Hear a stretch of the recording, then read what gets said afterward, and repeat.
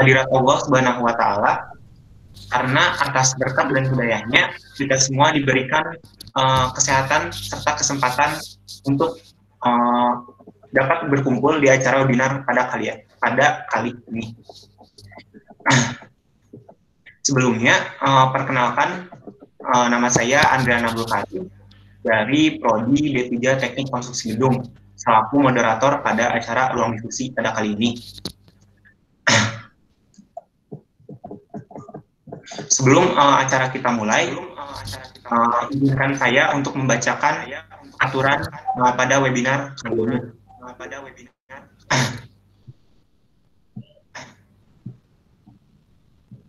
Untuk yang pertama, materi dari pembicara disampaikan menggunakan video melalui Google Meet. Yang kedua, selama pemaparan berlangsung, peserta diharapkan untuk interaktif. Yang ketiga, setelah pembicara selesai memaparkan materi, agar lebih teratur, peserta dapat mengajukan pertanyaan melalui chat Gmeet dengan format nama _ izin bertanya.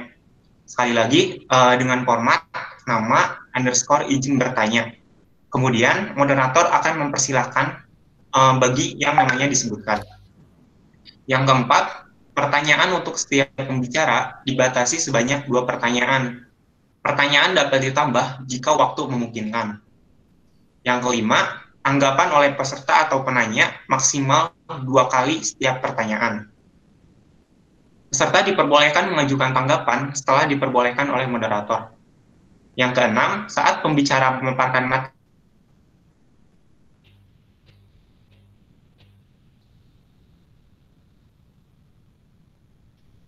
kegiatan. Yang kedelapan, absen peserta akan dikirim oleh panitia di kolom chat Google Meet mulai dari jam 10 sampai 10.20, dan untuk absen akhir peserta dikirim pada saat pembacaan kesimpulan.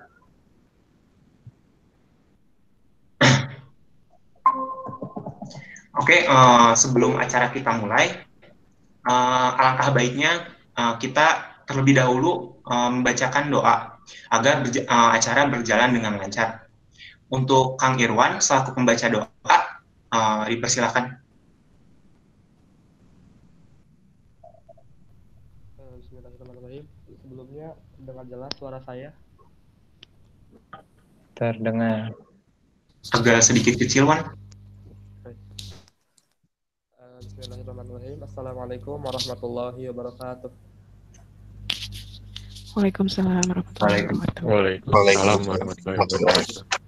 Terima kasih kepada MC yang telah memberikan waktu dan tempatnya. Insya Allah di sini saya akan membacakan doa agar lancar gitu acaranya. Untuk audiens yang telah menghadiri di sini, untuk dipersilakan mencari posisi yang lebih nyaman untuk agar lebih khusyuk dalam berdoa. A'udzubillahiminasyaitonirrajim. Bismillahirrahmanirrahim.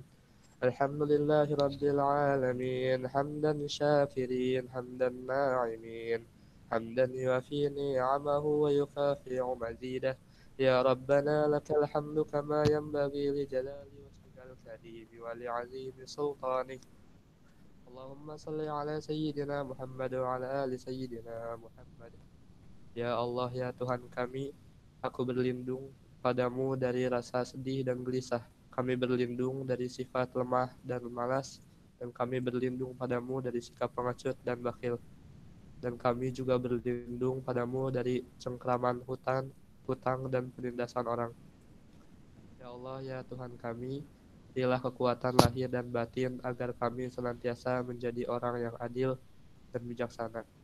Teguhkanlah hati kami, bersihkanlah dari segala dosa yang selama ini menjadi penghalang kami untuk berbuat kebaikan dan menerima ilmu yang bermanfaat darimu ya Allah. Ya Allah, ya Tuhan kami, tambahkanlah kami ilmu dan berikanlah kami rezeki akan kepemahaman yang baik, dan jadikanlah kami termasuk golongan orang-orang yang beriman. Rabbana atina min ladunka rahmah wa hayyi' lana min amrina rasyada. Rabbana atina fid dunya hasanah wa fil akhirati hasanah wa qina adzabannar. Subhana rabbika rabbil izzati amma yasifun wa وسلام على المرسلين والحمد لله رب العالمين. السلام عليكم ورحمة الله وبركاته. Waalaikumsalam warahmatullahi wabarakatuh. Waalaikumsalam. Terima kasih kepada Kang Irwan. Semoga acara ini berjalan dengan lancar tanpa adanya hambatan. Oke, kita lanjut ke acara selanjutnya. Kita dengarkan terlebih dahulu sambutan dari Pak Henry selaku Ketua Jurusan Teknik Sipil. Untuk Pak Henry, dipersilakan.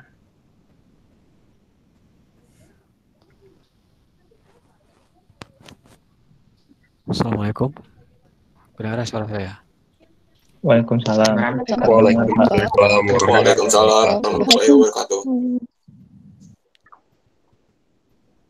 Assalamualaikum warahmatullahi wabarakatuh. Salam sejahtera bagi kalian semua.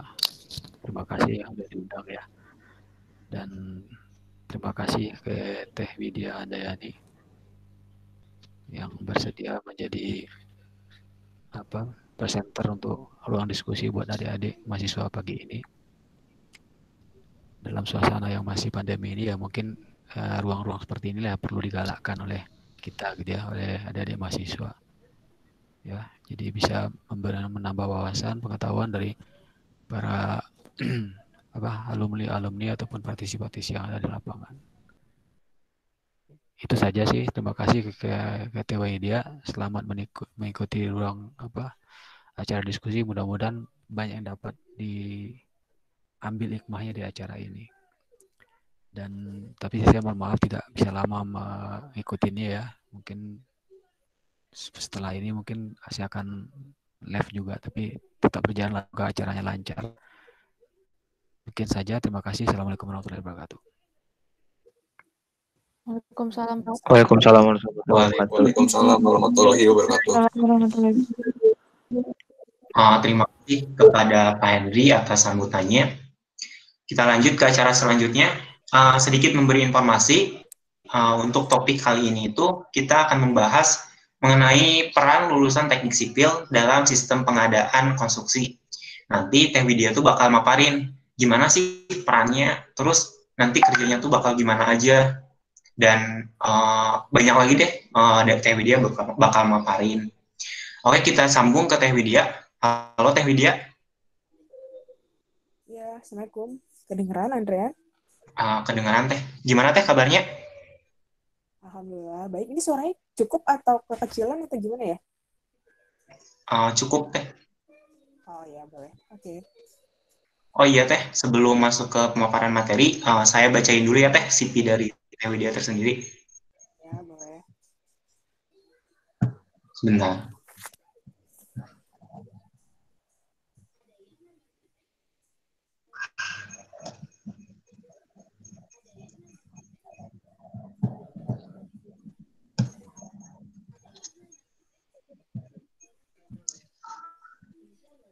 Apakah layarnya sudah ada?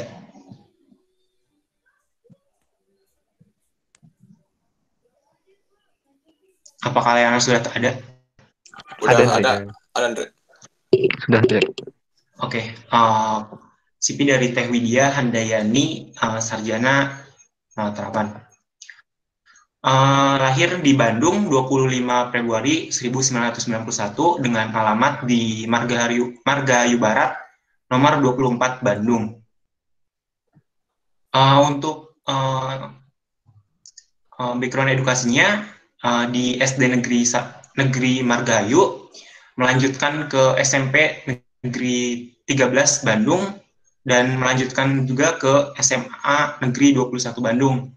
Nah, dari ketiganya itu bisa dilihat sendiri, prestasinya sangat memuaskan. Di SMA menjadi siswa dengan predikat terbaik, kemudian melanjutkan ke Politeknik Negeri Bandung, alma mater tercinta, dengan prodi konstruksi sipil.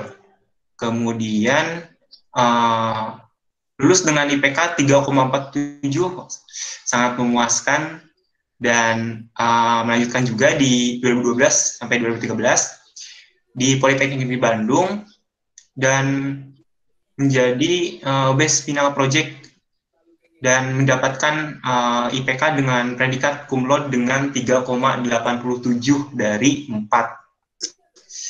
Mantap sekali Teh Widya ini. Kemudian untuk prestasinya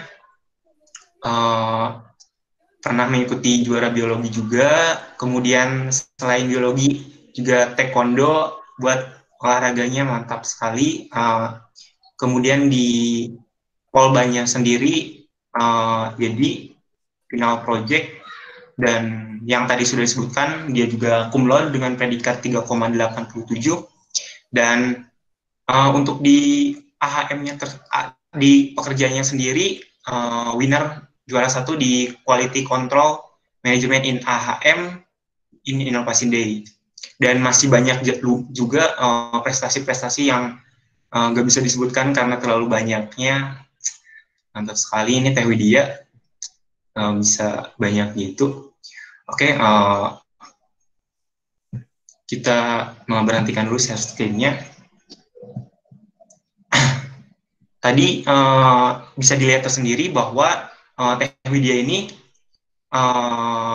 bekerjanya itu di Astra. Pasti pada bingung kan, Astra tuh di background-nya tuh mesin, sedangkan Teh Widya dari sipil. Nah, pasti pada penasaran kan gimana tuh Teh Widya kerjanya, terus perannya bagaimana. Oke, kita lanjut langsung tersambung ke Teh Widya. Halo Teh Widya. Iya, dengan Andre, makasih. Oke Teh, gak basa-basi lagi, waktu dan tempat, mangga dipersilakan Teh buat memaparkan materi. Ya boleh, sebentar ya Andre ya. Oke Teh.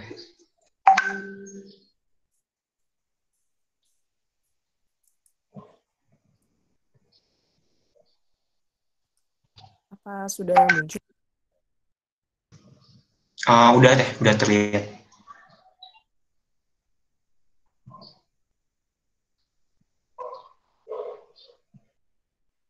Apa sudah muncul? Udah ya? Udah Teh. Assalamualaikum warahmatullahi wabarakatuh. Selamat pagi teman-teman.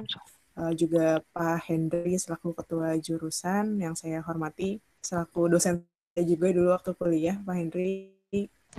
Selamat pagi. Hari ini saya coba sharing, cuma mungkin sharingnya serius tapi santai ya, jadi nggak kaku-kaku. Sebenarnya mungkin yang sebelumnya yang PKL sudah pernah di materi ini kurang lebih mirip dengan yang kemarin PKL dipresentasikan. Jadi kemarin saya dihubungi dengan Teh Cynthia ya, Teh Cynthia Aulia kalau nggak salah, minta untuk di-sharingkan mengenai istilahnya experience untuk pengalaman kerjanya seperti itu. Nah kebetulan memang di sini di sistem pengadaan, jadi lebih ke fungsi atau procurement di konstruksi. Nah mungkin teman-teman lebih banyak gambaran mengenai konsultan, kontrak. Memang kalau memang ingin mengetahui secara teknikal, memang cocok untuk mengetahui melalui teman-teman yang bekerja di konsultan atau kontraktor. Nah, cuma ini adalah sisi lainnya. Jadi langsung saya mulai aja. Jadi ini tadi CV saya skip ya, karena tadi sudah dibacakan Andre. Nah, baik. Langsung ke peranan lulusan teknik sipil. Nah, sebelum mulai, mungkin saya boleh tanya dulu nih ke yang hadir. Apa sih arti IPK buat kamu? Ada yang bisa jawab nggak ya?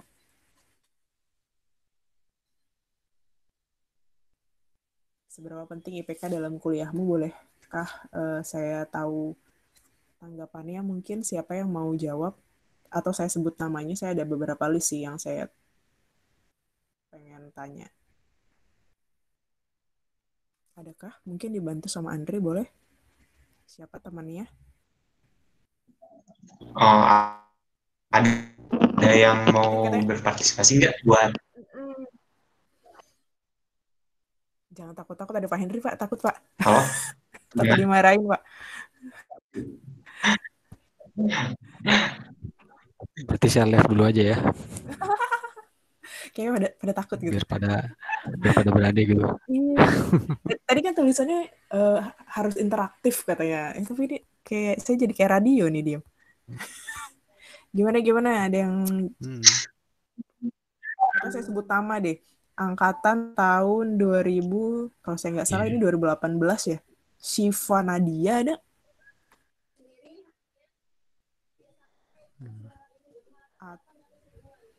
Syifa Nadia Iskandar. Henry hafal. Atau Ajeng Meliana. Atau Putri Lutfiah. Nah itu Putri Lutfiah coba jawab langsung Putri. Putri Lutfiah ada. Ada. Mangga, kayak Putri bisa dijawab. Putri. Assalamualaikum, apakah suara saya terdengar? Dengar jelas gimana? Izin menjawab, kalau bagi saya arti IPK itu merupakan sebuah bukti nyata mengenai hasil usaha saya sebelumnya gitu dalam belajar, dalam apapun itu yang saya lalui untuk menyelesaikan 2 semester. Seberapa penting? Kalau penting, bagi saya penting sekali karena itu merupakan satu evaluasi untuk saya gitu. Karena ketika saya mendapatkan IPK, saya akan tahu mana yang harus saya kerjakan lebih baik dan mana yang harus saya perbaiki. Seperti itu, kurang lebih. Oke, makasih Putri. Terus kalau dari angkatan 2020 ada namanya Ade Putra. Ada nih, M. Ade Putra.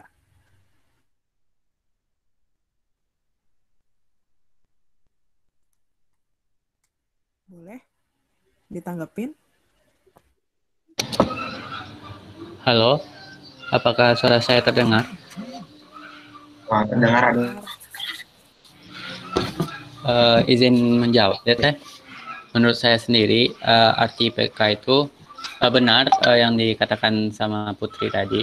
Arti IPK bagi saya itu merupakan sebuah bentuk hasil dari usaha saya sebelumnya. Bagaimana capaian saya terhadap materi-materi yang telah disampaikan sebelumnya. Lalu, menurut saya seberapa penting IPK dalam kuliah itu, IPK itu merupakan suatu nilai plus bagi saya sendiri untuk bisa masuk ke dunia kerja nantinya. Namun, bagi saya sendiri, IPK itu bukan segalanya. Tapi yang sangat penting bagi saya sekarang ini yaitu soft skill. Cukup Teh. Ya, oke. Terima kasih. Ada lagi? Tadi Syifa sama Saya izin live ya. Oh iya, terima kasih Pak Terima Henry. kasih. Siap, terima kasih Pak. Terima kasih Pak. Lanjut. Terima kasih. Dari Syifa sama Ajeng nggak ada ya, Andre? Kalau dari si Pak Ajeng kayaknya nggak ada Teh, lihat di daftar partisipasinya. Oh boleh, oke. Jadi tadi kenapa saya nyebutin nama-nama tadi ya? Jadi saya appreciate untuk teman-teman yang tadi saya sebutin namanya, karena saya nggak tahu aktualnya di sehari-hari, mungkin ada yang IPK-nya lebih tinggi atau gimana, tetapi dari yang diregistrasi di dalam list Rudis hari ini adalah yang tadi saya sebutkan adalah yang IPK-nya tertinggi kalau nggak salah. Jadi saya appreciate buat teman-teman tadi yang saya sebut ya, Syifa, Ajeng Meliana, Putri Lutfiah, sama Ade Putra yang terregistrasi. Nah, tadi kenapa sih saya bahas mengenai IPK? Seberapa penting sih IPK buat kamu?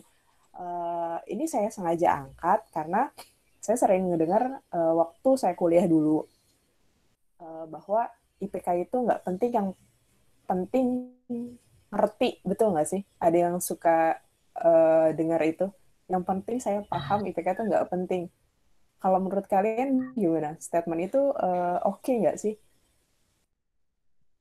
Kalau menurut moderator sendiri, kayaknya kurang pas deh. Soalnya kalau misalkan IPK-nya nggak sesuai, ya pasti tingkat ngertinya juga pasti kurang sesuai juga.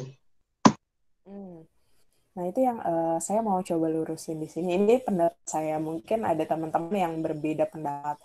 Tapi kalau pendapat saya, sama ini adalah sering banget saya dengar yang namanya nggak penting lah IPK berapa, yang penting sih gue ngerti kayak gitu lah. Nah, kalau kita mengerti teman-teman, percayalah IPK itu akan sejalan. Jadi kalau misalnya, tapi saya ngerti teh, tapi IPK saya nggak seperti itu. Kita nggak ngomong besar kecil ya Andre ya, tapi kita ngomong mencukupi lah dengan standar yang ada gitu. Nah, kalau misalnya ternyata IPK-nya masih kok belum sesuai, padahal saya merasa ngerti, berarti masih ada hal yang kita belum cukup mengerti. Misalnya contoh, arti cukup mengerti itu apa sih? Misalnya saya pengalaman pribadi, pernah saya dulu suka banget sama mata kuliah, di sini mungkin ada anak KS, desain geometrik jalan. Mungkin ada yang pernah dengar desain geometrik jalan, dulu suka banget. Nah, ironisnya, waktu nerusin gue D4 itu, IPK saya itu yang meleset mata kuliah yang paling saya sukain itu, desain geometris. Kan aneh, suka, paham, tapi ternyata dia yang paling meleset, dan akhirnya ya 3,8 sekian itu. Kalau itu dapat A juga sih, dapatnya 4,00 kemarin itu. Nah, tapi itu nggak sesuai. Ternyata pas saya cari tahu kenapa ya saya bisa nggak sesuai, UAS bagus. Nah, ternyata jeleknya dia nilai UTS. Nilai UTS-nya nggak bagus. Saya ingat lagi, oh iya waktu itu nilainya nggak bagus karena saya nggak prepare. Saya waktu itu lagi sakit juga. Lagi sakit, akhirnya nilainya jelek. Nah, tapi saya ngerti secara materi, ya saya ngerti. Tapi ada hal lain yang saya nggak ngerti. Gimana caranya memaintain atau memanage yang namanya waktu dan kesehatan. Akhirnya di situ saat kita sudah persiapan kayak gimana, tapi kalau kita juga nggak bisa manage waktunya, kita juga nggak, apalagi lagi kondisi kayak gini ya, kita nggak bisa manage yang namanya kesehatan kita, ya bisa aja kita meleset. Pahamkah sampai di situ? Paham deh. Jadi tetap semangat teman-teman. IPK itu memang betul ada yang bilang IPK bukan segala-galanya. Iya, tergantung goals-nya kita, tergantung tujuannya kita. Tapi percayalah, saat kita memahami, saat kita mengerti, IPK itu akan ngikutin kayak bayangan. Kita jalan kemana, dia yang ngikutin segitu insya Allah. Yang penting juga diiringin tadi sama yang adik bilang. Adik ya betul ya namanya. Soft skill juga tetap. Soft skill itu terutama juga yang meliputi ke attitude ya. Jadi percuma orang pintar kalau attitude-nya nggak baik. Percuma kalau orang pintar kalau etika kerjanya juga tidak baik. Nah, terus kenapa sih saya angkat IPK di awal? Jadi bagi teman-teman yang bilang IPK itu nggak penting adalah saya coba capture beberapa, karena agak susah sekarang nge-capture lowongan kerja karena lagi pandemi gini yang ada penyusutan pekerja manpower di beberapa perusahaan atau banyak perusahaan. Jadi kebetulan ini yang ada di tempat saya bekerja di Astra Honda Motor. Mungkin bisa dilihat di kiri atas yang merah-merah ya. Syaratnya berapa, Andre? Bisa dibacain, Andre, IPK-nya?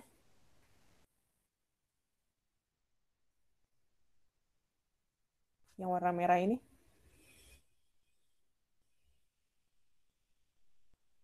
IPK untuk jadi sales supervisor di IPK-nya Astra minimal Honda. 3, Teh.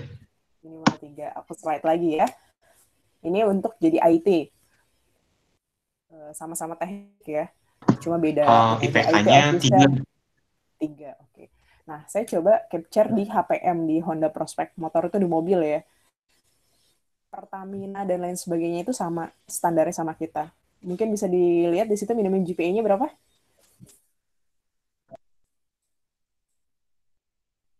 3,00 ya?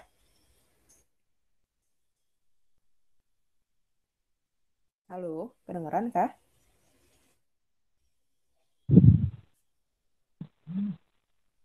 Terdengar teh? Oh iya. Andre nggak ada sautan. Iya, jadi IPK-nya kendala sinyal kalau misalnya Andre nggak nyaut, yang lain nyaut nggak apa-apa ya. Jadi artinya di sini adalah saya nge-capture di industri selaku beberapa perusahaan besar Indonesia. Minimalnya 3. Astra minimalnya 3.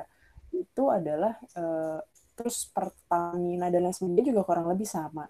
Tapi kalau teman-teman ada yang mungkin saya pernah jadi apa ya istilahnya kayak pemburu, pengen banget kerja di oil and gas. Mungkin cowok-cowok biasanya pada ada yang pengen tuh oil and gas, gajinya gede kan ya di sana.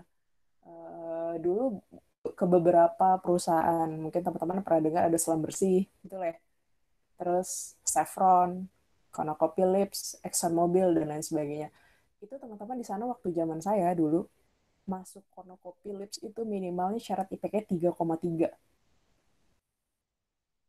Terus masuk ExxonMobil itu minimalnya 3,5. Kebayang nggak yang disortir masuk sana tuh kayak apa gitu kondisinya, IPK-nya berapa gitu di atas itu kan. Nah artinya di sini apa? Artinya kalau misalnya kita bilang IPK nggak penting, yang penting ngerti, teman-teman percayalah IPK itu adalah kuncinya. Jadi umpama kita kan teman-teman istilahnya dari sini lulus mau cari kerja ya, kecuali punya tujuan yang lain yang berbeda. Lulus cari kerja. Nah kerja itu ibarat kita mau masuk pintu.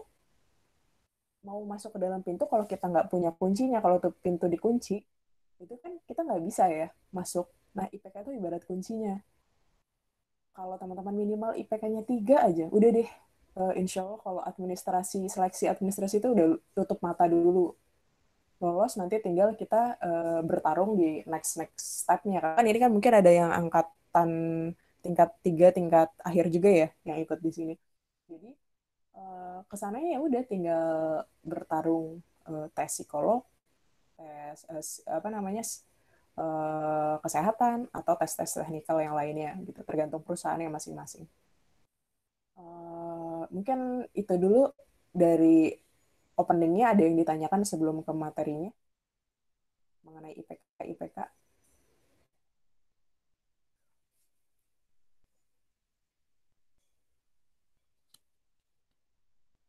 Nggak ada? Belum deh. Oke, dilanjut ya. Nggak ada. Oke. Jadi company info. Jadi berdasarkan di tahun 2019 berdasarkan ada di source-nya ya, di bawahnya ada website-nya.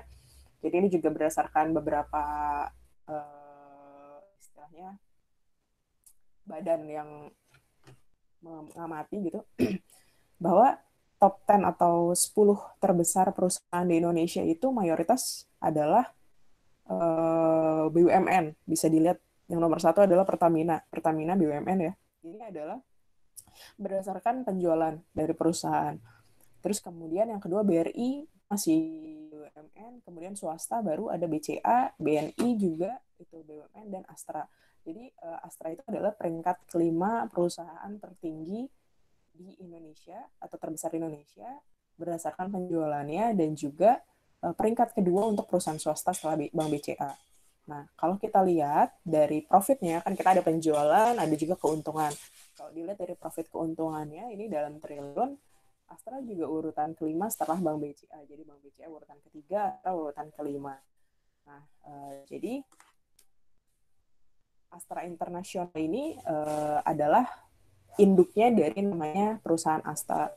Nah, Astra sendiri ini luas teman-teman. Kalau misalnya di situ kelihatan ya, ada 7 sektor. Jadi Astra International itu induknya. Ini ada beberapa sektor, ada otomotif, ada jasa keuangan, ada alat berat, pertambangan, konstruksi, dan energi. Jadi yang bilang masuk Astra nggak masuk ke konstruksi itu nggak benar, karena ada sektornya yang berhubungan dengan konstruksi.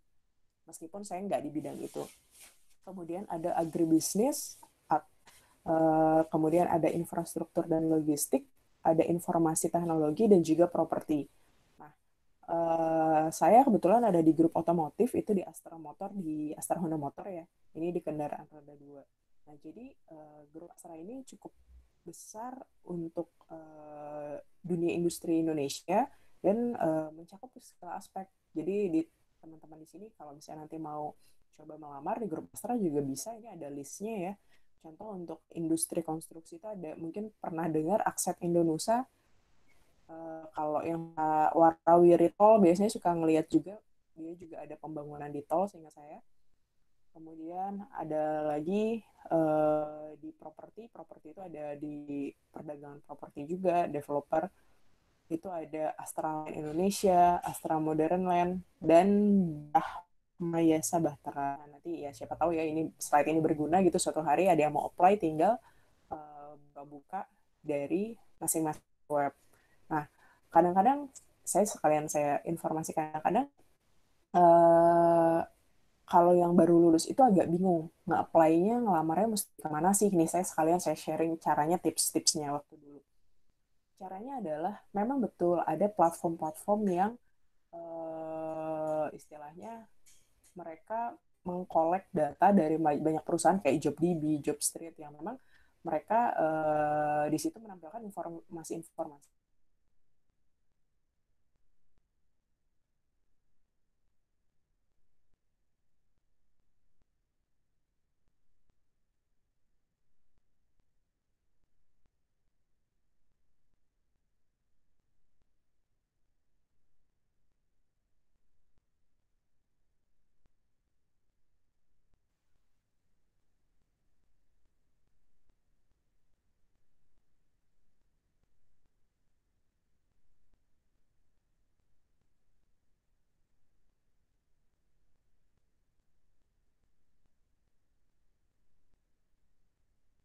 Halo, Widya.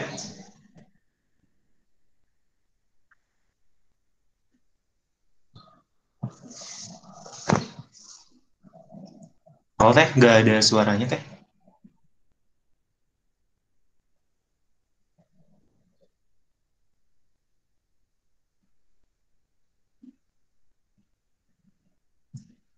Sepertinya Teh Widya ada kendala sebentar.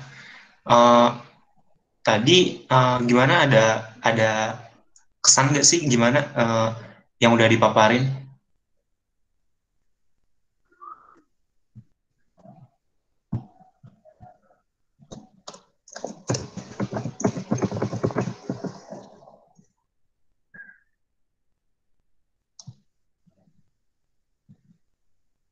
Mantap banget Teh Widyanya. Dari yang lain ada mantap materinya. Jadi yang beranggapan bahwa IPK tuh bukan segalanya. Jadi sebenarnya kita tuh harus seimbang antara IPK dan soft skill. Kalau misalkan lebih bagus lagi kalau IPK-nya bagus, soft skill-nya juga bagus.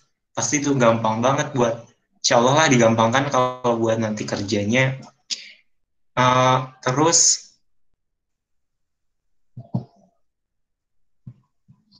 ada kesan lagi nggak dari teman-teman terkait yang tadi udah disampaikan? Kalau dari saya sih speechless. Soalnya Astra ada 7 aspek perusahaan. Kirain cuma otomotif aja. Ya kirain cuma otomotif aja gitu. Nggak ada konstruksinya. Terus yang IPK juga ternyata sangat penting dilihat di perusahaan-perusahaan besar. Jadi sangat membantu lah periode kali ini. Terima kasih. Terima kasih Subhan. Ada lagi nggak yang mau nambahin terkait materi yang tadi disampaikan?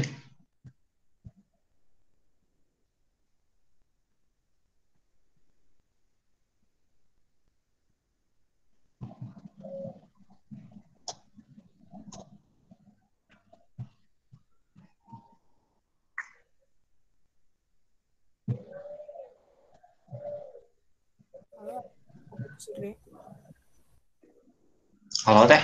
Iya, maaf ya sinyalnya tadi barusan hilang di sini di Jakarta sebentar. Iya Teh, mangga. Sinyal wifi-nya mendadak mati sebentar.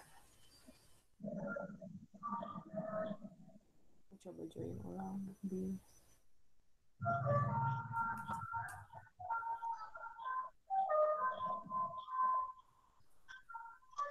Assalamualaikum. Waalaikumsalam. Waalaikumsalam Pak. Assalamualaikum Pak Andri. Teh Widya. Iya. Ya, terima kasih udah menyempatkan buat adik-adiknya. Iya, sama-sama. berbagi. Berbagi. Widya angkatan berapa? Saya 2018. Adik kelasnya kayaknya. 2011 ya? 2018. 2018 ininya lulusnya? 2018 masuknya, lulusnya 2011. 2008. Sorry, Maaf, 2008. Sorry, 2008. Maaf, 2008. Oh, 2008. Iya. 2006. Iya, angkatannya Kang Hardi berarti ya? Iya. Kalau Widya tuh angkatan Febri ya? Angkatannya, iya, Akeo ya? Nah, Febri, terus siapa lagi ya? Angkatannya Febri, angkatannya... berarti saya pas kelas 3 mungkin ya? 2008 baru masuk ya? Iya, betul. Saya panggilnya ini Bapak aja ya? Apa Akang? Bapak aja lah ya. Nggak usah lah. Cukup Akang aja mungkin karena sama alumni ya. Iya, saya udah ospek kok sama siapa? Dasa Moka tuh. Angkatan Pak Andri kan. Siapa? Kang Adit ya? Pak Adit angkatan 2006. 2012 bawah. Bukan Adit yang sekelas sama Kang Hardi. Oh, Adit yang sekarang ditambang kalau nggak salah ya. Adit. Kalau nggak salah ya, saya juga nggak ngikutin. Wait, saya coba ini saya close dulu. Semoga nggak. Ini kadang-kadang sinyal wifi-nya ya trouble di sini. Ya, tadi saya sampai mana ya? Sampai grup ya. Jadi grup Astra itu ada 1, 2, 3, 4, 5, 6, 7 ya, dan 7 sektor. Jadi kalau misalnya nanti teman-teman mau coba apply, kalau misalnya sudah lulus, mau ngelamar, bisa jadi di list perusahaannya, dicek aja di Google, nanti kan ada official website, ada website resminya, nanti biasanya kalau yang perusahaan-perusahaan besar itu mereka ada di situ link khusus rekrutmennya, jadi bisa langsung dilamar di situ, dan itu biasanya lebih cepat responnya. Nah, terus next, jadi Astra International 44%-nya di tahun 2019 ya, karena 2020 ini ada pandemi, tentunya ada perubahan, tapi di tahun 2019 itu 44%-nya total pendapatan grup Astra itu adalah kontribusi dari tadi sektor otomotif tadi. Nah, di mana untuk Astra Honda Motor sendiri, itu tadi produksi Honda motor ya, untuk memproduksi sepeda motor roda 2, itu pangsa pasarnya atau share marketnya di Indonesia itu 76%. Jadi, kalau teman-teman yang bagian transportasi, mungkin sama ini ngitung volumenya, volume kendaraan, 76% volume kendaraan yang ada di jalan itu adalah sepeda motor Honda. Dan berapa sih sebenarnya setahun itu diproduksi sepeda motor Honda? Nanti ada jawabannya. Nah, jawabannya di sini. Jadi Astra Honda Motor, tempat saya bekerja ini ya didirikan tahun 71 ya. Jadi bidang usahanya manufaktur. Dalam artian di sini benar-benar memproduksi dari raw material, dari bahan baku, dari benar-benar dari plat-plat, dari biji-biji plastik sampai bentuknya kayak motor-motor yang teman-teman saat ini pakai gitu. Nah, di sini termasuk juga penjualan dan juga spare part-nya. Nah, jawabannya tadi dari pertanyaan saya adalah berapa sih Astra Honda Motor memproduksi unit motor dalam setahun? Itu kapasitasnya sampai 5,3 juta, teman-teman. Jadi kebayang ya, 5,3 juta itu adalah 76%-nya yang di jalan. Berarti aktualnya lebih dari 5,3 kira-kira sepeda motor berkeliaran di jalanan di Indonesia ini setiap tahunnya. Jadi bisa kebayang kira-kira kayak gimana sih nanti perkembangan dari jaringan jalan yang ada di Indonesia ini. Kalau misalnya nggak bertambah, ya lama-lama bisa penuh, bisa stuck. Kecuali ada kebijakan lain yang ada mengharuskan misalnya kendaraan tahun berapa sudah tidak bisa digunakan, itu mungkin bisa menolong. Tapi kalau misalnya selama kebijakan itu tidak ada seperti itu, ya mungkin akan ada ketemu satu titik di mana perkembangan jalan dan pertumbuhan kendaraan bermotor itu tidak sejalan sih. Astra Honda Motor ini ada 4 teman-teman, jadi ada 4 pabrik, ada di Jakarta, ada di ada di Sunter, Jakarta itu, ada di Sunter, kemudian ada juga di Pegangsaan, kemudian ada di Karawang, dan ada di Cikarang. Jadi teman-teman kalau yang suka ke Jakarta, di Jakarta Bandung kan suka mungkin ngelihat di kiri kanan jalan ada tulisannya Honda, itu salah satu pabrik kami. Nah, untuk memproduksi motor sendiri, teman-teman itu kira-kira satu motornya itu hanya beberapa belas detik aja. Jadi kenapa bisa capai 5,3 juta setahun? Karena memang satu motor yang teman-teman pakai itu kira-kira ya cuma beberapa belas detik saja gitu. Mungkin 15 detik untuk satu motor produksinya.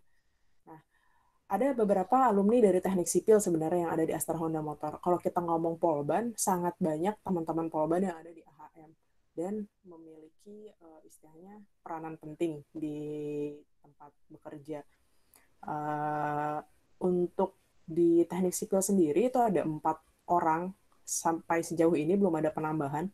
Jadi ada dari saya, KS 2008, itu di bagian procurement dan purchasing, nanti yang saya akan bahas. Kemudian ada Kang Ardian, itu tahun 2002 angkatannya, itu di tim engineering.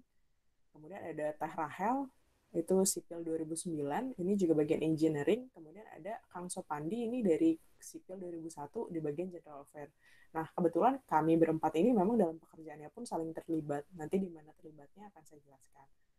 Nah, procurement dan purchasing itu apa sih sebenarnya? Sebagai mana namanya, yang namanya procurement itu kan adalah sistem pengadaan ya. Sistem pengadaan ini ada 2 aspek. Jadi yang diadakan atau yang dibeli itu ada yang pertama barang, yang kemudian jasa. Sering orang-orang taunya adalah yang namanya beli, sistem pengadaan, beli barang. Jadi kalau misalnya saya, kalau dulu ledekan saya yang saya suka, saya diledek-ledek sama anak-anak tuh, masuk Honda, masuk Astra Honda Motor ngapain? Suruh beli baut doang. Karena ya saya maklumin, karena mungkin mereka taunya sampai sebatas itu. Padahal yang namanya pengadaan itu sangat-sangat luas.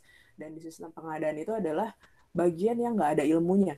Percayalah, karena semua yang ada di pengadaan itu betul-betul rata-rata berdasarkan pengalaman dan juga jurusannya tidak terpatok. Misalnya harus jurusan sipil, harus jurusan industri, itu semuanya campur di situ.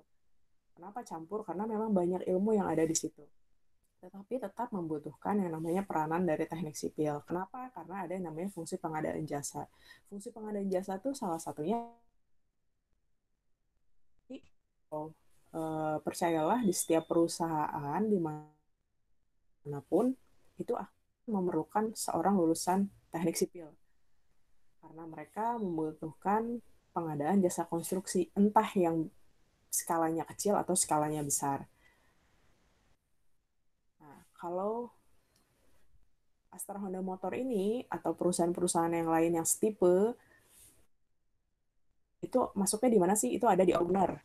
Jadi kalau kita ingat di MK mungkin ya, manajemen konstruksi, teman-teman pernah diajarin ada owner, ada konsultan, ada kontraktor. Nah, Astra Honda Motor ini ada di owner. Atau siapapun ya, nanti misalnya ada yang kerja di mana, PLN, Pertamina, itu owner jatuhnya. Bahkan di bank pun itu juga owner maksudnya. Nah, lalu di mana letak lulusan-lulusan teknik sipil berada? Nah, biasanya yang namanya project di satu perusahaan itu, owner itu kan yang project ya. Nah, ini ada project yang skalanya kecil. Kalau saya bilang minor project.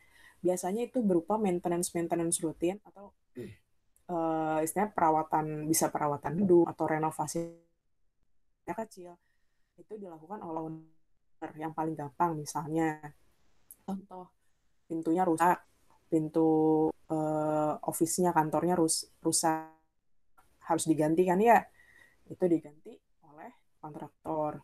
Atau ada membutuhkan membuat ruang meeting baru, atau buat anak-anak KG ya, terus atau ada maintenance harus ngecat temboknya karena sudah lama semua tembok bagian luar bangunan harus dicat, itu melalui salah satu jasa konstruksi yang sifat minor. Lalu di mana letaknya? Jadi di owner itu ada yang namanya istilahnya user.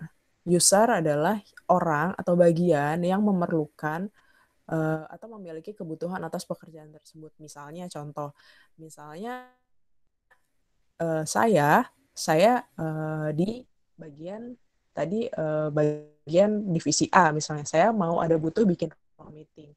Saya adalah usernya. Lalu kebutuhan itu nanti akan diadakan tim purchasing yang mana disupervisi oleh tim engineering. Misalnya Andre ada engineeringnya, nanti Andre yang mensupervisinya. Kemudian ada kontraktor yang melaksanakan. Jadi di mana pertama letak si teknik sipil itu berada? Kalau untuk benar project ada dua, sebagai pengadaannya, fungsi procurement yang mengadakan satu sistem ini berlangsung, sama yang kedua adalah bagian dari supervisinya. Supervisinya itu kalau misalnya untuk project besar kayak konsultannya lah yang ngawasin. Nah, kalau di project yang skalanya kecil kan kita nggak mungkin ya untuk ganti pintu kita hire konsultan, misalnya konsultan apa yang terkenal, misalnya Wiratman gitu, mau ganti pintu doang, kan nggak mungkin. Nah, akhirnya dibutuhkan teman-teman yang sekiranya memiliki kompetensi bidang sipil, entah bangunan atau apapun itu, bisa KG, bisa KF, untuk desain kira-kira, misalnya contoh mau bikin ruang meeting itu seperti apa, kan mesti digambar ya, pakai dindingnya pakai apa, dicat pakai apa, pakai pintunya kayak gimana, kemudian di supervisi. Ini contoh yang skala kecil, betul-betul kecil. Baru nanti dikerjakan oleh kontraktor. Nah, lalu ini ada konsultan. Apa sih maksudnya atau konsultan? Nah, namanya project ini kan tidak semata-mata semuanya kebutuhannya membangun sesuatu. Bisa jadi menganalisa sesuatu. Contohnya adalah misalnya ada bangunan, nanti kalau misalnya ada yang bingung boleh tanya. Jadi ada bangunan misalnya satu, katakanlah AHM. AHM punya bangunan yang sudah lama gitu. Tadi kan dari tahun 71 ya. Kemudian ingin diobservasi apakah bangunan di gedung A atau gedung B itu masih layak nggak, atau ada kira-kira misalnya dia lihat ada keretakan yang agak besar, akhirnya minta diobservasi. Nah, yang mengobservasi itu tim dari konsultan, karena kan tidak ada pengerjaan pembangunan, jadi konsultan. Nah, konsultan ini tetap diadakan pun melalui purchasing dan juga disupervisi oleh teman-teman dari tim engineering tadi. Nah, pertanyaannya kenapa sih yang purchasing ini mesti orang sipil misalnya, atau setidaknya memahami mengenai hal-hal konstruksi gitu. Karena purchasing ini fungsinya adalah untuk mengadakan kan, untuk membeli apa yang dibutuhkan oleh perusahaannya. Kalau misalnya sampai tidak bisa atau tidak mengerti, maka akan tidak ada jaminan gitu, tidak akan ada jaminan bahwa project itu sesuai dengan kebutuhan. Istilahnya gimana caranya bisa ngorder, saya mau tender untuk bikin tadi ya yang paling kecil ruang meeting ukuran 5 kali 5 meter atau 10 kali 10 meter. Baca gambar aja nggak bisa gitu, baca denah nggak bisa, baca BQ nggak bisa, baca RAB nggak ngerti. Nah, itu akan sangat susah. Itu yang paling simpelnya. Kemudian di setiap perusahaan juga ada yang namanya kompleks, project yang kompleks atau banyak-banyak lah istilah, ada bilangnya major project, ada yang bilangnya kompleks project, macam-macam. Tapi adalah ini biasanya yang sifatnya adalah proyek besar. Biasanya ada keterkaitannya sama investasi perusahaan biasanya. Nah, itu kalau di tempat kami itu ada keterlibatan pihak lain. Nah, jadi kalau ingat yang tadi di sini kan ini masing-masing ya, seakan ada yang butuh, ada yang mau supervisi, ada yang beli. Nah, kalau proyek besar kita ngomongnya satu perusahaan. Jadi user, yang supervisi, dan procurement ini bekerja sama bersama-sama menjadi satu bendera owner. Yang mana nanti akan bekerja sama owner ini mencari yang namanya konsultan desain. Konsultan desain, kemudian tentu setelah desainnya sudah ada, nanti ada konsultan manajemen konstruksi atau supervisi, beda-beda istilahnya ya memang ya di lapangan. Kemudian nanti baru meng-hire yang namanya kontraktor. Lalu secara time frame-nya seperti apa sih project itu secara besar berlangsungnya?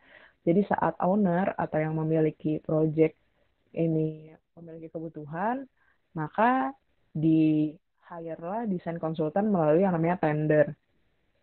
Nah, setelah tender desain konsultan didapatkan siapa yang menang, misalnya PT A gitu ya, konsultan A, nanti ada yang namanya periode desain. Artinya di situ konsultan dengan owner akan berkomunikasi, berkoordinasi, membicarakan desain seperti apa sih yang dibutuhkan. Misalnya mau bikin satu pabrik besar, kayak misalnya yang di Karawang, teman-teman pernah lihat sekitar kurang lebih 100 hektar, Astra Honda di sana ada investasi. Nah, itu ada yang namanya proses desain bersama.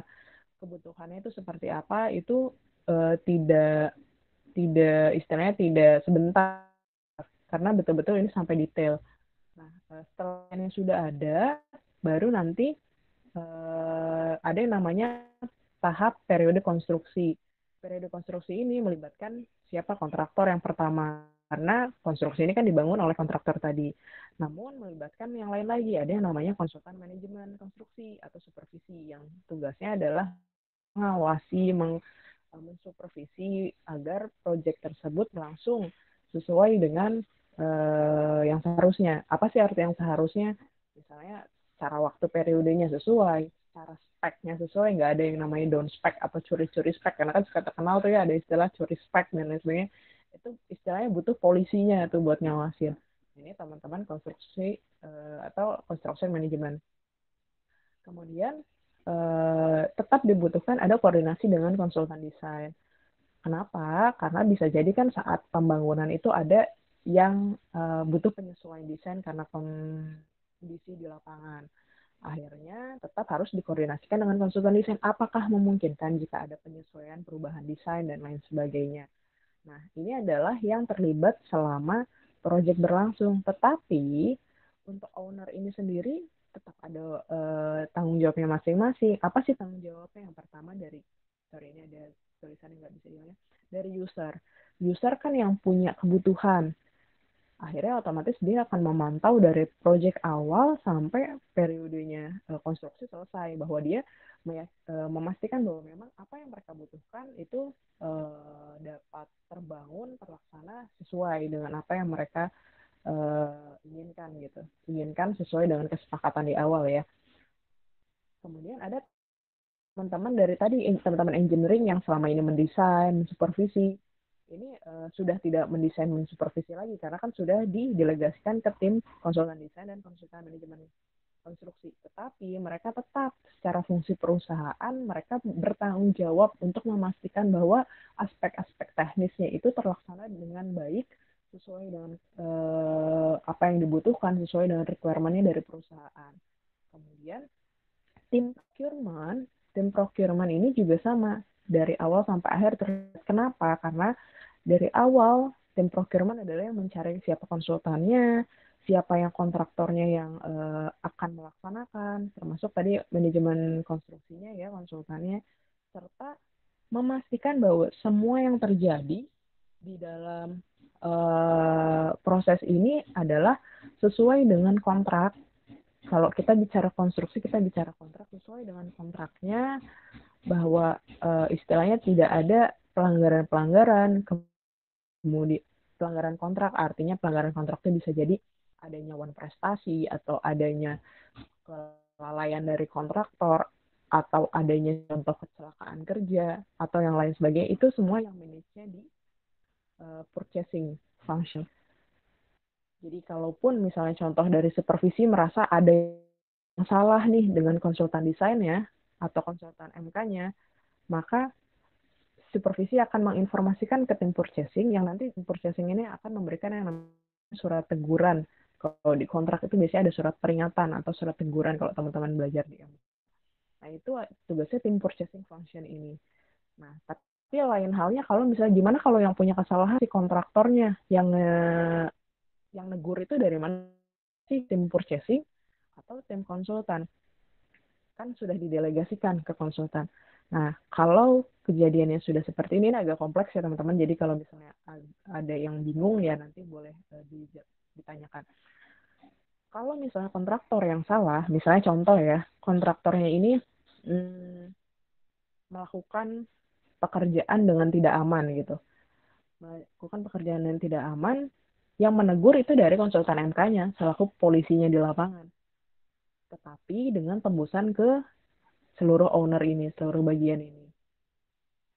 Kenapa? Karena konsultan MK ini sudah menjadi delegasinya dari owner.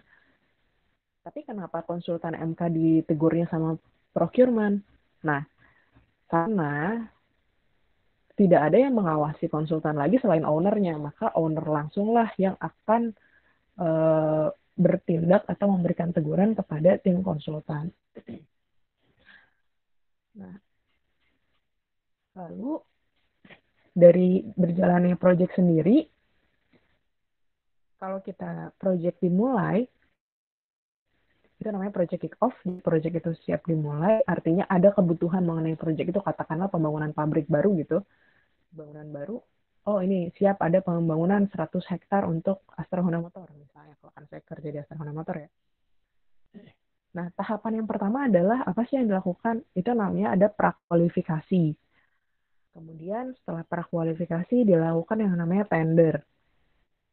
Setelah tender baru dilakukan yang namanya konstruksi. Kemudian setelah konstruksinya selesai baru diserah terimakan kepada pemiliknya dan dibayar. Inilah skup dari bukan skup. Ini adalah roadmap dari satu proyek. Jadi dari kebutuhan awal kita prakualifikasikan apa sih prakualifikasi? Nah, itu prakualifikasi ini adalah setelah saya sampaikan bahwa prakualifikasi ini tahapan di mana kita menganalisa kira-kira untuk membangun proyek yang kita inginkan ini kita harus kerjasama atau undang kontraktor atau konsultan apa saja, siapa saja sih. Nah, kita jadi di situ menganalisa kemampuan dari konsultan atau kontraktor. Kemudian baru dilakukan yang namanya tender. Tender ini adalah tahap yang namanya yang krusial, di mana di sini endingnya adalah ada pemilihan siapa kontraktor yang akan mengerjakan proyek tersebut. Baru tahap konstruksi adalah tahap pelaksanaan konstruksi yang sebagaimana teman-teman selama ini pelajari yang tahu.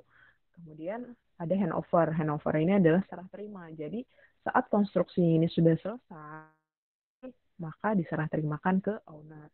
Serah terima ini juga ada buktinya dan ada keterlibatan dari teman-teman teknik sipil. Baru setelah itu pembayaran. Payment. Nah, lalu di mana sih letak dari tim purchasing itu atau procurement itu yang lulusan teknik sipil ini berada? Jadi di project kick off ini terlibat tentu. Jadi karena kita bicara satu project besar dan selama ini kan yang memanage untuk seluruh project berlangsung itu dari tim purchasing, otomatis saat project kick off ada kerjasama keterlibatan tim purchasing untuk memetakan bagaimana jadwal project ini ke depannya. Kemudian prakualifikasi. Prakualifikasi juga ada keterlibatan dari teman-teman procurement konstruksi. Kemudian tender tentunya karena yang memilih siapa kontraktor atau konsultan yang harus bekerja.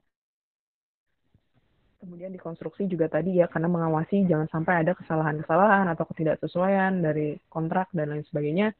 Kemudian saat handover, saat serah terima karena harus memastikan bahwa kontraktor yang dipilih sudah mengerjakan semua pekerjaannya sesuai dengan apa yang tertulis di perjanjian kerjasama atau kontraknya. Kemudian baru di sini payment juga ada keterlibatan. Tapi memang payment agak ini berbeda, keluar dari technical. Lalu tadi apa sih prakualifikasi? Ya. Izin mengingatkan untuk pemaparan materi tinggal 5 menit lagi waktunya. Oh ya, oke, sebentar ya, dikit lagi kok. Oke, untuk prakualifikasi sendiri tadi adalah prakualifikasi itu adalah tahap awal dari satu proyek. Artinya adalah tahapan menganalisa di mana kita menilai kompetensi dari kontraktor atau konsultan yang akan kita undang. Nah, karena kenapa? Karena ada ini hal-hal yang harus dianalisa, data-data yang kritikal, yaitu ada aspek safety-nya, kemudian bagaimana keuangan dari si kontraktor tersebut, karena nggak mungkin kita kerjasama mau kasih proyek besar kalau keuangan dari perusahaannya nggak sesuai atau nggak mencukupi. Kemudian bagaimana legalitasnya, kita harus bekerja sama dengan kontraktor-kontraktor yang atau konsultan yang memiliki legalitas perusahaan yang bonafit gitu, yang jelas, yang dapat dipertanggungjawabkan. Kemudian tentu dari aspek teknisnya, mempunyai kemampuan atau kompetensi untuk melaksanakan proyek tersebut. Nah, jadi dari stepnya kurang lebih adalah dari saat ada inisiasi proyek, maka kita mengeluarkan list kontraktor atau konsultan yang kira-kira bisa nih buat diundang untuk melakukan tender, ikut tender. Lalu setelah itu kita kumpulkan datanya. Si prakualifikasi ini kita kumpulkan data dari safety, keuangan, legalitas, dan teknis. Ini sistemnya kita minta ke masing-masing perusahaan. Setelah itu dianalisa critical point-nya berdasarkan 4 aspek. Jadi nanti baru outputnya kira-kira siapa saja kontraktor yang lolos prakualifikasi ini. Nah, yang lolos itulah yang nanti akan diundang untuk melakukan yang namanya tender, yang biasanya diawali dengan unwizing. Nah, untuk tender ini tadi diawali dengan kita udah dapat hasil prakualifikasinya, maka kita lakukan yang namanya unwizing. Unwizing ini adalah sebenarnya bahasa Belanda, unwizing adalah penjelasan teknis dari proyek yang akan dilakukan atau yang akan dibangun. Jadi di sini betul-betul ngejelasin yang namanya drawing-nya, gambar kerjanya, kemudian BQ-nya, dan lain sebagainya, speknya ini ada di sini. Kemudian mengecek di lapangan itu juga tahapan dari unwizing. Karena bisa jadi kan kalau kita cuma ngelihat kertas, oh ya kelihatannya gambarnya gini aja gitu, gampang. Tapi ternyata pas kita ngelihat di lapangan ya ternyata nggak semudah itu. Nah, makanya itu dibutuhkan yang namanya kunjungan lapangan saat unwizing. Kemudian baru sistem ada yang namanya klarifikasi. Klarifikasi itu adalah perlu dilakukan karena kan bisa jadi ada selisih pendapat atau perbedaan asumsi. Akhirnya dibutuhkan klarifikasi teknis ataupun harga jika memungkinkan. Kemudian ada yang namanya proposal penawaran. Nah, tender ini adalah karena mau menunjuk kontraktor atau konsultan yang bekerja, maka dibutuhkan proses proposal penawaran dari kontraktor atau konsultan ke ownernya yang berisi teknis dan juga harga. Setelah penawaran diterima, ada yang namanya negosiasi, dan nanti ada yang namanya proses kontrak dan PO. Setelah ada kontrak dan PO inilah kontraktor baru terpilih untuk dapat melaksanakan yang namanya konstruksi. Dari awal tadi prakualifikasi sampai tahap ini juga melibatkan semua keterlibatan dari procurement konstruksi. Kemudian apa sih yang dilihat dari sampai terpilihnya si kontraktor A, B, atau C gitu. Itu yang kritikal yang dilihat itu nggak cuma biaya, mutu, dan waktu, tetapi ada yang pertama dari safety-nya. Apakah dia ada track record-nya mengenai safety? Kalau misalnya dalam artian ada accident-nya, ada kecelakaan atau tidak. Kalau dia zero accident ya berarti ada nilai plus. Kemudian dari safety-nya ini apakah ada aspek-aspek safety yang ditawarkan oleh mereka yang bisa menjamin bahwa konstruksinya ini ada keterlibatan atau di-manage secara aspek safety-nya. Kemudian dari manajemennya, apakah manajemen dari perusahaan tersebut baik atau tidak. Baru ada quality, biayanya, cost, dan juga waktunya. Jika safety, manajemen, quality, dan delivery ini sudah sama, sudah sesuai, dan kita baru yang terakhir biasanya cost. Jadi cost ini adalah biaya yang paling terakhir. Kalau semua sudah sama, sudah sesuai, tinggal kita pertarungkanlah mereka ini, si PT A, B, C ini secara harganya. Seperti itu. Nah, baru nanti setelah konstruksi, dari hasil tender tadi siapa yang menang, kan mereka akan dilakukan kick-off meeting, yaitu dari ownernya, misalnya dari perusahaan HM misalnya, kemudian ada konsultannya dan kontraktornya di situ berkoordinasi untuk pelaksanaan awal proyek. Setelah itu baru pelaksanaan konstruksi, baru namanya serah terima atau handover. Nah, apa sih serah terima? Serah terima di sini adalah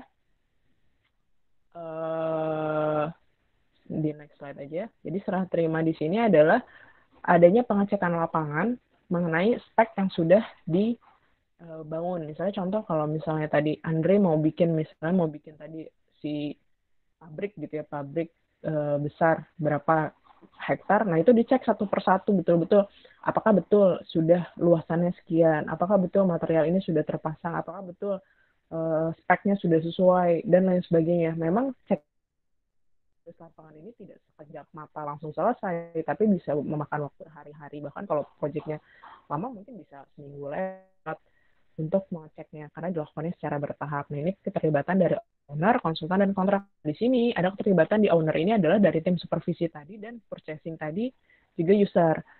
Purchasing memastikan bahwa betul semuanya itu kan yang pegang spek, istilahnya kita kayak polisinya dari perusahaan gitu ya. Kita yang pegang spek, oh ya benar ini sudah benar terpasang semua, sudah sesuai.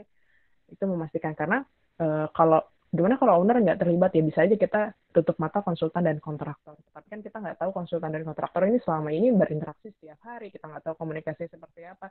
Akhirnya kita juga harus terlibat di situ memastikan bahwa semuanya sesuai. Setelah oke hasilnya baru nanti ada yang namanya serah terima, berita acara serah terima yang ditandatangani bersama oleh 3 bagian ini, owner, konsultan, dan kontraktor. Tapi kalau nggak sesuai, tentu kita minta perbaikan sampai sesuai yang tertera di kontraknya, kemudian dicek ulang terus saja seperti itu. Jika masih ada kekurangan, baru setelah itu dilakukan yang namanya pembayaran. Nah, critical point yang di kontrak itu adalah, yang pertama adalah kita harus tahu siapa pihak pelaksananya. Misalnya kita yang pemilik proyek dengan siapa yang melaksanakan. Lalu kalau ada keterlibatan pihak lain dengan siapa. Kemudian ada lagi yang namanya harga kontrak. Bagaimana durasi kontraknya, kemudian spesifikasinya, bagaimana termin pembayarannya dibayar dengan cara seperti apa. Dan juga yang paling penting ada juga klausul punishment atau prestasi. Ini adalah klausul yang melindungi, karena saya sebagai pemilik proyek ya di sini, yang melindungi bahwa jika partner bisnis ini, si kontraktor atau konsultan ini nanti ada prestasi, ada pelanggaran, harus seperti apa ke depannya. Kalau misalnya tidak diperpanjang lagi, tidak bekerja sama lagi, bagaimana cara memutus kontraknya, menggantinya dengan seperti apa. Nah, itu ada klausulnya. Karena kalau tidak ada seperti itu, misalnya contoh ada denda dan lain sebagainya, karena keterlambatan, akan sulit rasanya menerapkannya. Karena pasti akan gontok-gontokan nanti di lapangan. Ini slide terakhir sama contoh ya bukti gitu ya, walaupun procurement juga ke lapangan juga ngecek-cek, ini yang kiri ngecek pancang, ini Teh Rahel ya, Teh Rahel engineering dari tim engineering dari TA 2009. Ini kebetulan suaminya jadi suaminya di bagian pancang, kontraktor pancang. Ini saya waktu ngecek atap ya naik juga teman-teman ke atap, walaupun processing ya naik-naik juga dan lumayan tinggi. Kemudian ini juga waktu peresmian pabrik di Karawang dengan Pak Yusuf Kala waktu itu, ini tim projectnya, dan mostly kebanyakan ini anak Polban yang ada di sini. Ini buktinya. Karena waktu itu tidak semua bisa masuk, hanya orang-orang tertentu yang diberikan akses untuk peresmian dengan Pak Yusuf Kala waktu itu.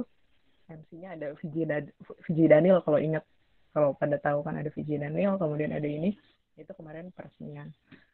Ya mungkin sekian yang dapat saya sharing, agak banyak, mungkin ada yang pusing, nggak apa-apa nanti ditanya. Ada kata-kata terakhir mungkin dari saya, hidup hanya sekali, menua itu pasti, jangan biarkan diri ini menua tanpa prestasi. Saya Widya Handayani, terima kasih. Assalamualaikum warahmatullahi wabarakatuh. Waalaikumsalam warahmatullahi wabarakatuh. Waalaikumsalam warahmatullahi wabarakatuh. Pusing ya, pusing. Kompleks ya aneh. Terima kasih kepada Teh Widya, materinya tuh sangat bagus banget dan insya Allah bermanfaat juga buat kami mahasiswa dari jurusan teknik sipil. Dan masuk ke sesi selanjutnya, untuk yang ingin bertanya dapat chat di kolom chat Google Meet dengan format nama _ izin bertanya. Nanti dari moderator sendiri akan mengasih tahu siapa yang untuk bertanya. Dari teman-teman, apakah ada yang mau ditanyakan terkait materi yang tadi disampaikan? Boleh saya nanya dulu? Mangga, Pak. Boleh, Pak. Jangan susah-susah ya, Pak. Enggak. Saya nggak nanya ini sih, cuman kalau di Astra itu ada sistem design and build atau tidak biasanya? Atau harus tetap Jadi ada prosesnya konsultan, pengawas, dan kontraktor gitu? Kalau di kita tadi kan ada dua, Pak. Ada dua hal ya proyeknya, ada yang minor, ada yang kompleks. Nah, kalau yang kompleks memang kita tetap meng-hire konsultan. Nah, tapi kalau yang minor minor ini kan sebenarnya bukan berarti cuma proyek kecil-kecil yang berapa juta sih, memang ada yang miliaran juga, cuma kami kategorikan minor kecil karena bukan termasuk investasi yang besar gitu kira-kira. Nah, itu bisa memungkinkan design and build.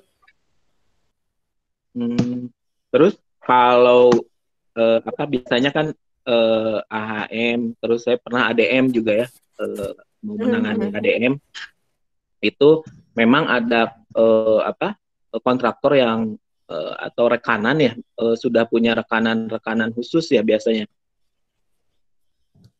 Iya, kalau ini rekanan khususnya maksudnya gimana nih Pak? Misalnya ya yang kecil-kecil itu yang maintenance itu sebenarnya udah punya rekanan khusus ya. Oh iya, jadi biasanya kita kan sebenarnya bukan rekanan khusus, memang semua yang sudah pernah mengerjakan di kita registrasi Pak. Jadi supplier yang biasa bekerja sama, otomatis saat kita ada project yang misalnya rutin gitu ya, project rutin itu kan ada beberapa kali dalam 1 tahun gitu. Nah itu kita biasanya mengundangnya otomatis yang ada di list kita dulu, yang ada di list kita. Tapi kalau tapi bukan berarti istilahnya kalau kita sudah punya rekanan A, kita nggak mungkin open dengan rekanan istilah supplier yang lain gitu. Memungkinkan sih ada kerjasama lagi dengan supplier yang lain, tergantung kebutuhannya juga. Oke. Satu lagi nih di luar konteks Boleh. AHM gimana nih masa COVID ini penjualannya gimana terhadap, kan berefek juga ketika misalnya udah direncanakan nih bikin plan baru atau pabrik baru nih, gara-gara COVID ini pendapatan turun, akhirnya banyak yang dipending atau gimana tuh? Ada cerita khusus? Kalau di kita sih kebetulan ya semua pasti di sekarang Indonesia kan berpengaruh Pak, berpengaruh secara ekonomi. Cuma kalau dibilang sampai ke pending kayak gimana, kebetulan memang di kita ada beberapa yang sudah di-manage di awal. Jadi pas yang di COVID ini nggak terlalu banyak yang dipending sih. Cuma lebih kayak prioritas aja. Jadi contoh kayak kalau kita ngomong konstruksi gitu ya, misalnya kita konstruksi mau ngebangun A, B, C gitu, kita prioritasin. Jadi yang mana dulu yang urgent itu yang diprioritasin. Oke. Mainnya lebih ke skala prioritas ya. Iya, soalnya ngedenger yang ADM ini ya, itu juga memang COVID juga berdampak terhadap mereka, yaitu skala prioritas akhirnya. Terus lagi memang ya penjualan semua lagi turun ya masa COVID ini. Nah, yang menjadi tantangan nih buat anak sipil apa nih ke depannya, misalnya bagi proyek-proyek kan anak sipil itu rata-rata mereka ya contohnya hanya beberapa orang kan yang masuk di Astra.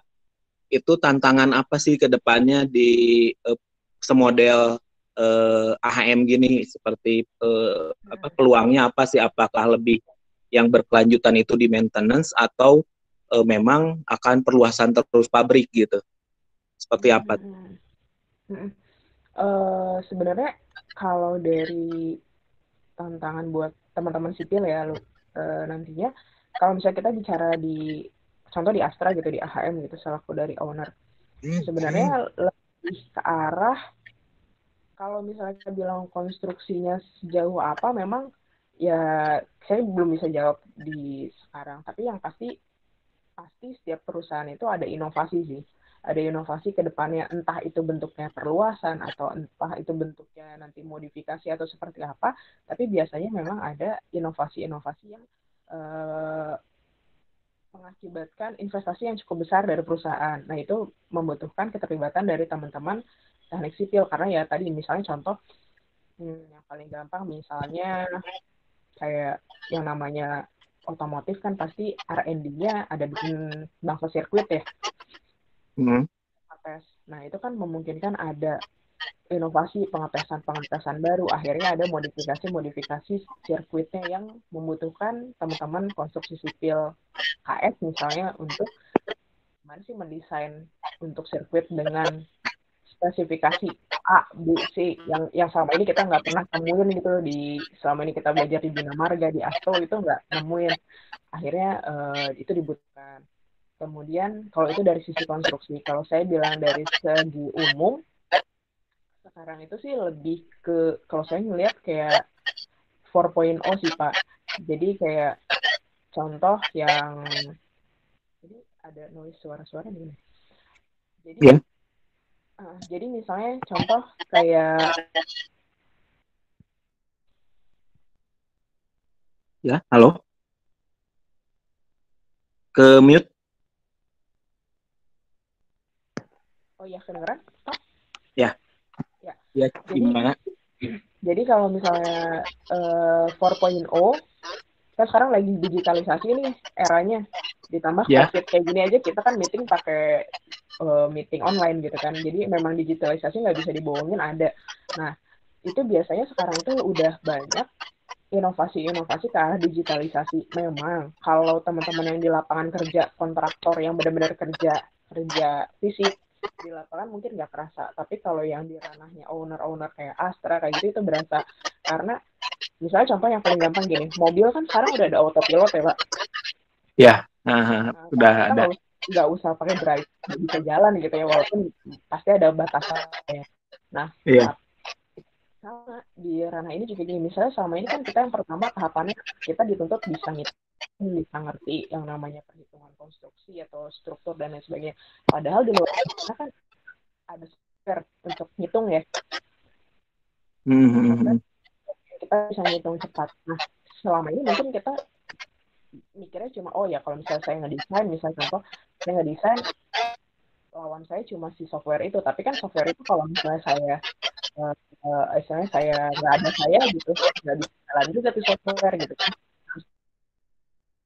operasiin. Nah sekarang kan udah ada yang namanya kayak artificial intelligence gitu, yang namanya FPA contohnya. Itu dia bisa intervensi si Windows-nya kita, jadi dia memungkinkan, sangat-sangat memungkinkan kalau misalnya kanan teman-teman tuh benar-benar digantiin sama yang namanya software itu sih. Jadi benar-benar kayak cuma satu kali klik, ya udah satu kali klik semua pekerjaan dalam satu hari itu yang ada di komputer itu bisa dihandle. Jadi memang perkembangannya ini ya cepat banget di ini ya, di khususnya industri otomotif ya. Iya, karena kita juga ini sih kayak tadi kan mungkin ditampilin saya ada yang tadi sempat quality control management itu di awal yang juara itu.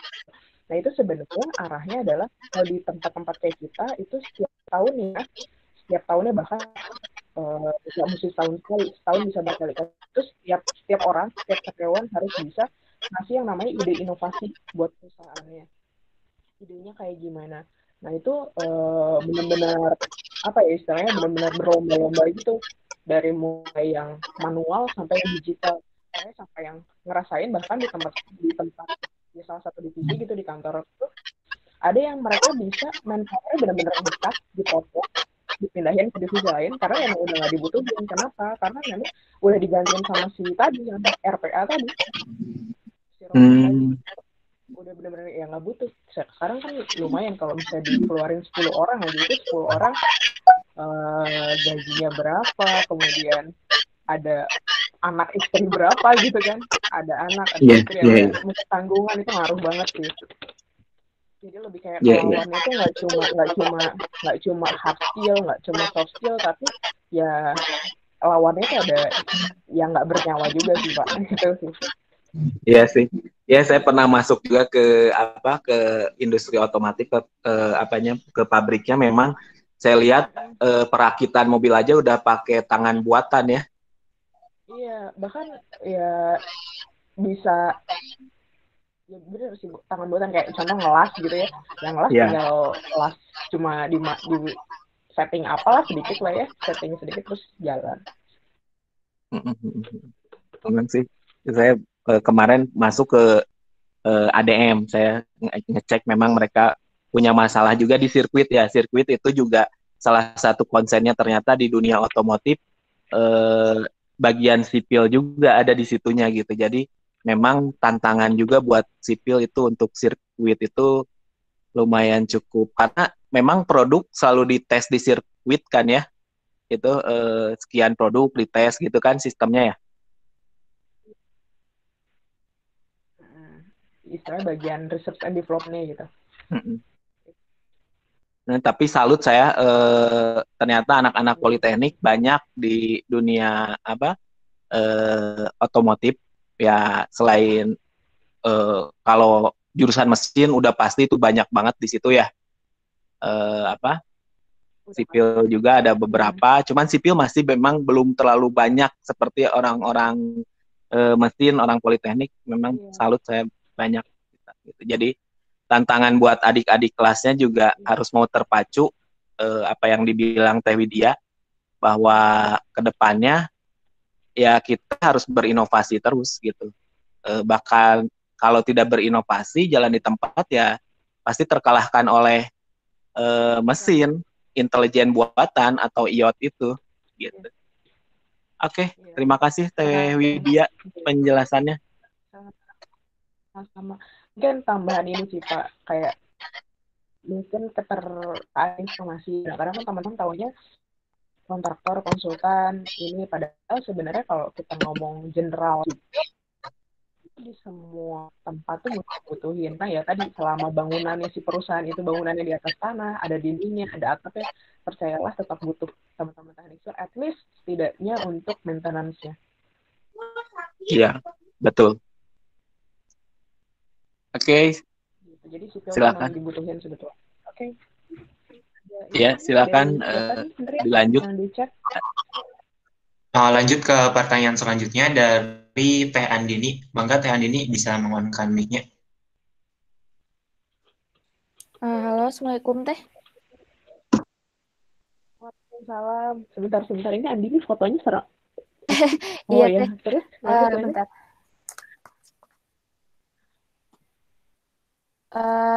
Kenalin Teh, saya Andini dari KS 2018.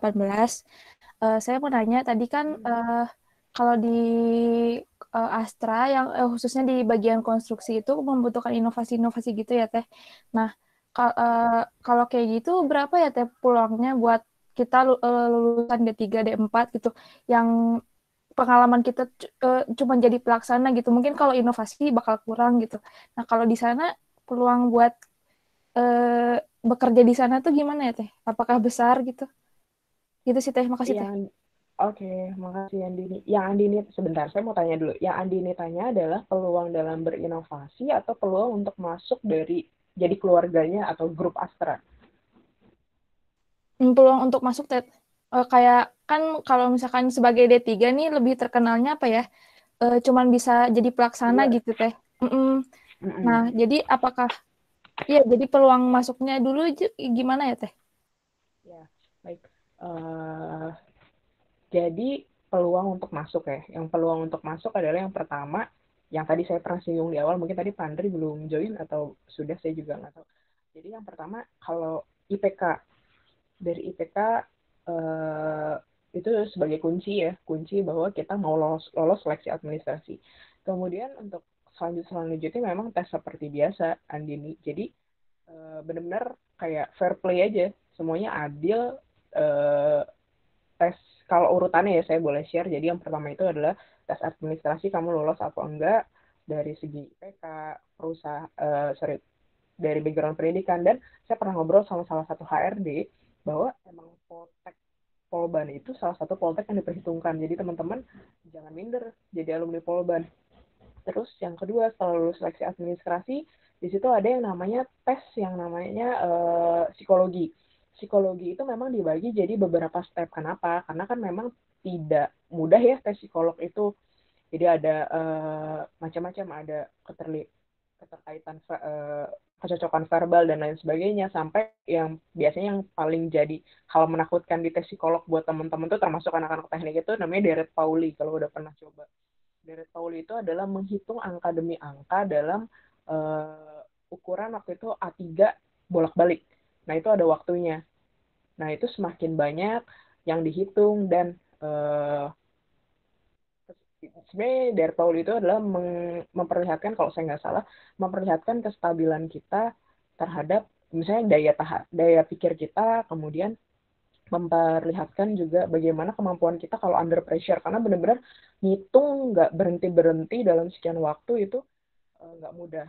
Itu salah satunya. Dan biasanya banyak banget anak-anak gugur di situ. Kalau triknya adalah teman-teman yang mau tes, kalau saya sih nggak ada salahnya dicoba tuh yang namanya Deret Pauli. Cari aja di Google namanya Deret Pauli, kalian print, coba dalam skala tertentu, waktu tertentu kalian coba. Akhirnya nanti waktu lagi tes, percayalah begitu ngelihat angka, ketemu angka tuh kalian nggak pakai mikir tapi udah tahu.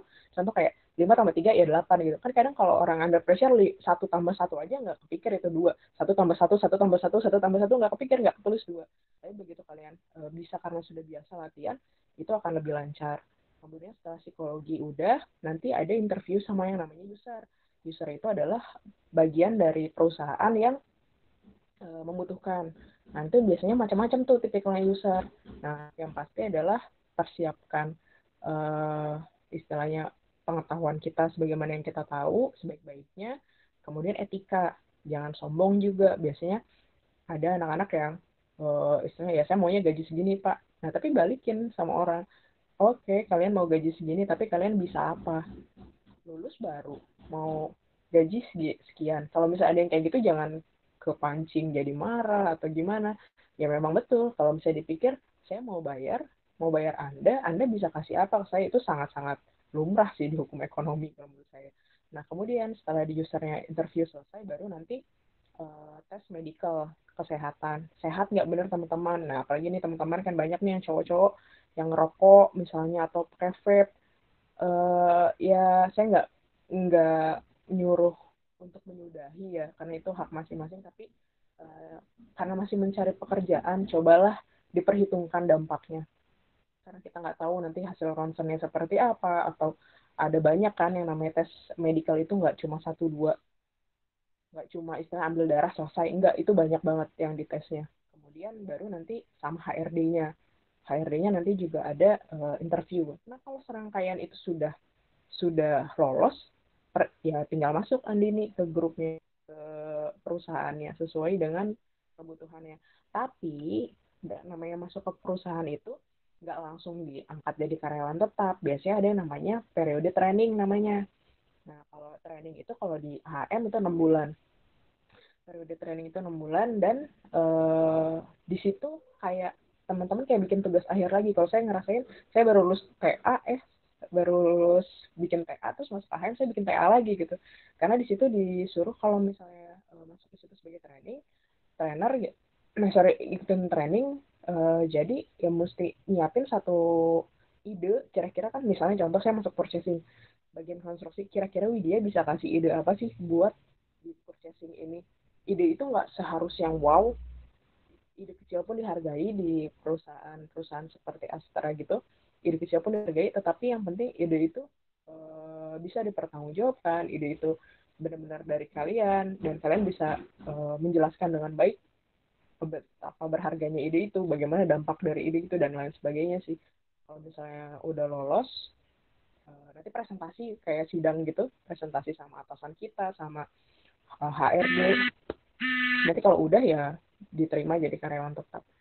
Kalau siklusnya gitu sih Andini. Sebenarnya nggak ada yang sesuatu yang spesial gimana gitu, nggak. Ya rekrutmen selesai, training selesai ya diangkat, udah kayak gitu aja. Normal. Oh ya, makasih Teh. Mungkin dari yang lain?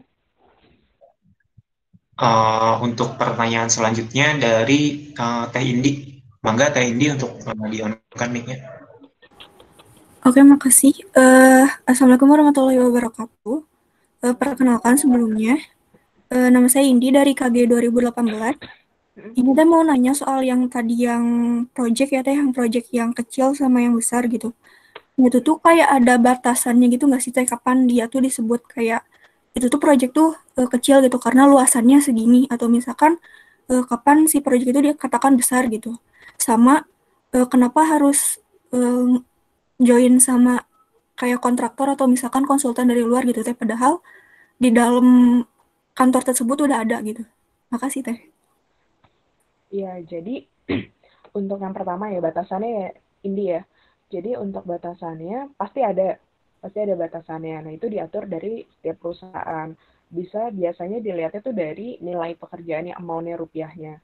Jadi dari batasan rupiah tertentu itu dimasukkan ke dalam yang proyek besar, batasan rupiah tertentu proyek kecil. Bisa seperti itu. Tapi bisa juga karena kebijakan-kebijakan dari perusahaannya. Misalnya memang ini, jadi ada kebijakan yang menentukan bahwa proyek ini bisa jadi gini maksud saya. Bisa jadi si proyek kecil dan proyek besar ini nilainya sama nih. Misalnya contoh, bisa jadi si proyek besar ini harganya cuma 5 miliar katakanlah. Tapi ada juga proyek kecil yang angkanya 5 miliar misalnya.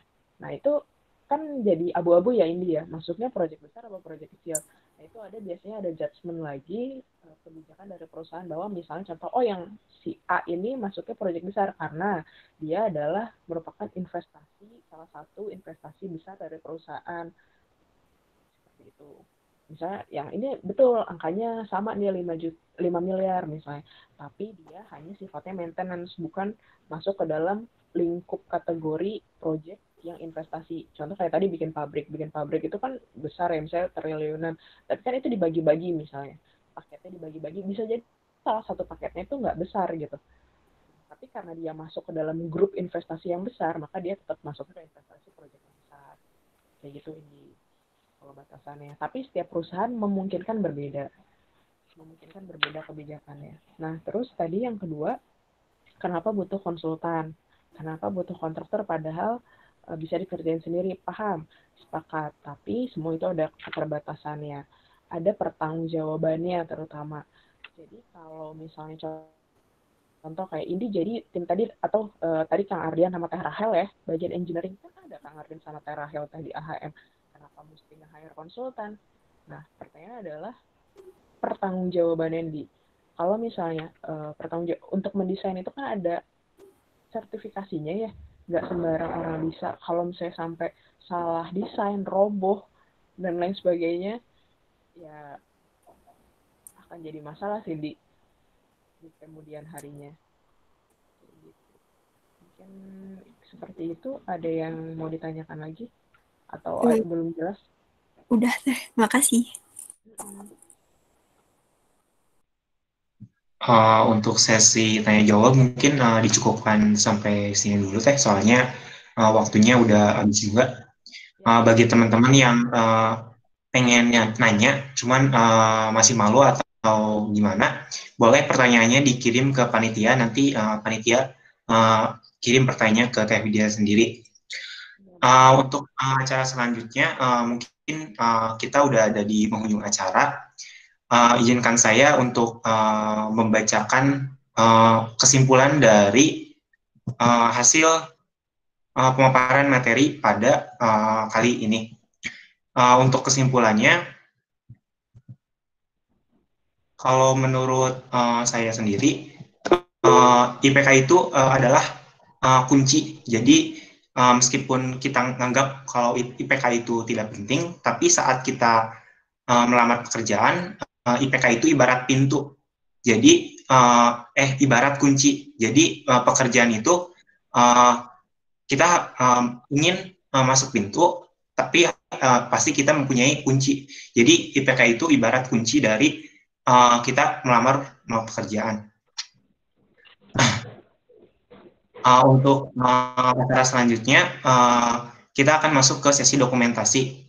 Kepada peserta diharapkan untuk mengaktifkan terlebih dahulu kameranya agar panitia dapat mengabadikan momen yang bisa dibilang dapat diabadikan.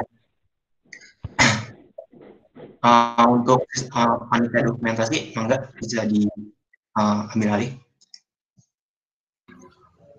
Terima kasih Andre. Buat teman-teman peserta yang belum mengaktifkan kameranya, boleh diaktifkan dulu ya kameranya. Sekarang sesi dokumentasi ya. 1, 2, 3.